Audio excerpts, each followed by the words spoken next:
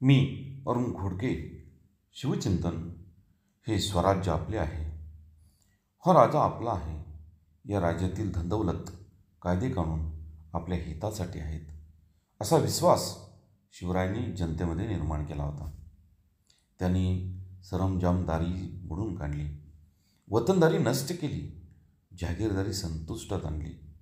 स्वतःच श्रेष्ठ नीतिमूल्ये व शील संवर्धन करून रयतेसमोर एक नवीन आदर्श निर्माण केला. सर्व धर्माच्या लोकांना अभय देऊन निर्भय केले. त्यामुळे शिवरायांच्या राज्यातील प्रत्येक कुटुंबातील व्यक्तींना आपल्या राज्यासाठी काहीतरी करून दाखवावे अशी इच्छा आणि ईर्ष्या निर्माण झाली. शिवछत्रपतींच्या प्रेरणा वेगळ्या होत्या.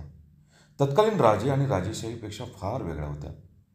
मुक्त स्वातंत्र्याच्या संदर्भात स्वतंत्र व स्वच्छंद विहार करणाऱ्या होत्या. एखाद्या गरुडाने गगनात झेप घ्यावी आणि संपूर्ण गगनच कर्तृत्वाला ठेंगणे पडावे इतक्या अफाट होत्या. राजांचे स्वप्नच मुळी हिंदवी स्वराज्यच होते. शिवछत्रपती एक स्वयंभू व्यक्तिमत्व होते. मोंगलांच्या जुलमी राजवटीपासून रयतेला दिलासा देणारे ते एक यशवंत राजे होते. रयतेतील सर्वात खालच्या स्तरातील माणसाला स्वराज्य कसे असते हे त्यांनीच दाखवले होते.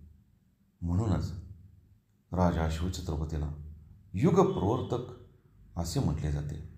युगप्रवर्तक म्हणजे नवीन युग, नवीन सिद्धांत, नवीन संकेत निर्माण करणारे राजे.